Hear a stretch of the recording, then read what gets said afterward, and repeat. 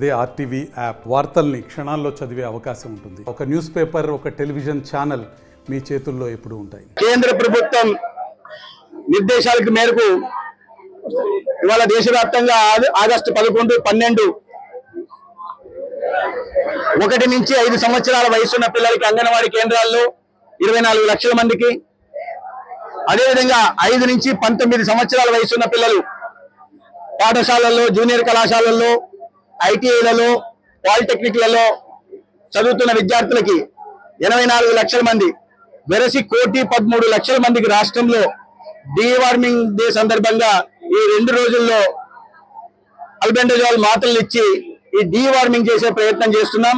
తద్వారా అనేక మంది ఇవాళ ప్రధాన సవాలుగా యుక్త వయసులో పిల్లలకి వస్తున్నది ఏంటంటే రక్తహీనత, మాల్ న్యూట్రిషన్, తద్వారా మానసిక, శారీరకమైన అనేక రకాల ఇబ్బందులు కూడా పడుతున్న నేపథ్యంలో డీవార్మింగ్ ని చాలా ప్రతిష్టాత్మకంగా చేపట్టాల్సిందిగా కేంద్ర ప్రభుత్వం ఆదేశించింది. దాన్ని సమర్థవంతంగా రాష్ట్ర ప్రభుత్వం కూడా అమలు చేస్తోంది. 11, 12 రోజుల్లో డీవార్మింగ్ డేగా చేస్తూ, అదేవిధంగా ఆగస్టు 20న మాపప్ డే కూడా నిర్వహిస్తున్నాం. దానికి ఆంధ్రప్రదేశ్ ఆరోగ్య శాఖ నుంచి ఆర్బీఎస్కే టీములు, అదేవిధంగా అంగన్వాడీ టీములు, అదేవిధంగా ఆశా టీములు, అదేవిధంగా స్కూల్లో పనిచేస్తున్న బోధనా సిబ్బంది అందరూ కలిసి 1,13 లక్షల మంది విద్యార్థులకి డీవార్మింగ్ చేసే ప్రయత్నం చేస్తున్నాం.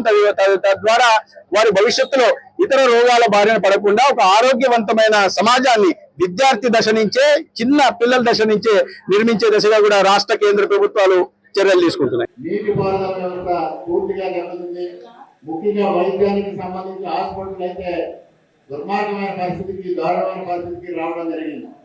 మొట్టమొదటిగా మన సత్యకుమార్ యాదవ్ గారు ఆరోగ్య శాఖ మంత్రిగా ప్రమాణ స్వీకారం చేసిన తర్వాత మొట్టమొదటిగా మన జిల్లాకి భారతీయ జనతా పార్టీ సంస్థాగత కార్యక్రమాలపై వచ్చినప్పుడు అనపర్తి సిహెచ్సి ఏదైతే అప్గ్రేడ్ చేసి 100% అయ్యిందో ఆ ఆసుపత్రికి భూమి పూజ కార్యక్రమం వారి చేతుల మీదుగా చేశాం. ఈ సంవత్సర కాలంలో గతంలో ఉన్న దారుణమైన పరిస్థితులకు భిన్నంగా ఇవాళ ప్రతిరోజు 400 నుంచి 500 మంది పేషెంట్స్ ఓపీకి వచ్చే పరిస్థితిని ఇవాళ అనపర్తి ఏరియా హాస్పిటల్లో ఏర్పాటు చేసుకోవడం జరిగింది వారి సహకారంతో. అదేవిధంగా అన్ని స్పెషాలిటీస్ డాక్టర్స్ తీసుకొచ్చాం. వైద్యేతర సిబ్బందిని నియమించడం జరిగింది. అన్ని విధాలుగా అనుకూలమైన వాతావరణం అక్కడ సృష్టించడంతో ఒక్క అనపర్తి నియోజకవర్గమే కాకుండా పక్కన ఉన్న రాజానగరం, అదేవిధంగా రామచంద్రాపురం నియోజకవర్గాల నుంచి కూడా ఇక్కడ వైద్య సేవలు తీసుకోవడానికి అనపర్తి ఏరియా హాస్పిటల్కి వస్తా ఉన్నారంటే అదొక్కడ చాలా. ఇవాళ కూటమి ప్రభుత్వం వచ్చిన తర్వాత వైద్య ఆరోగ్య రంగం పట్ల సత్యకుమార్ యాదవ్ గారు చూపిస్తున్న శ్రద్ధని కూడా ఈ సందర్భంగా మీ అందరికీ సవినయంగా తెలియజేసుకుంటా ఉన్నా. అదేవిధంగా అన్ని పిహెచ్సిలు, అదేవిధంగా పెదపూడి సిహెచ్సి అక్కడ వైద్యులు లేని పరిస్థితి, అక్కడ వైద్య సిబ్బంది లేని పరిస్థితి, మౌలిక వసతులు లేని పరిస్థితి. తెలుగులో ఫాస్టెస్ట్ న్యూస్ ఇప్పుడు కొత్త అవతారంలో 5 సెకండ్లోనే పూర్తి వార్తా సమాచారం మీ చేతిలో.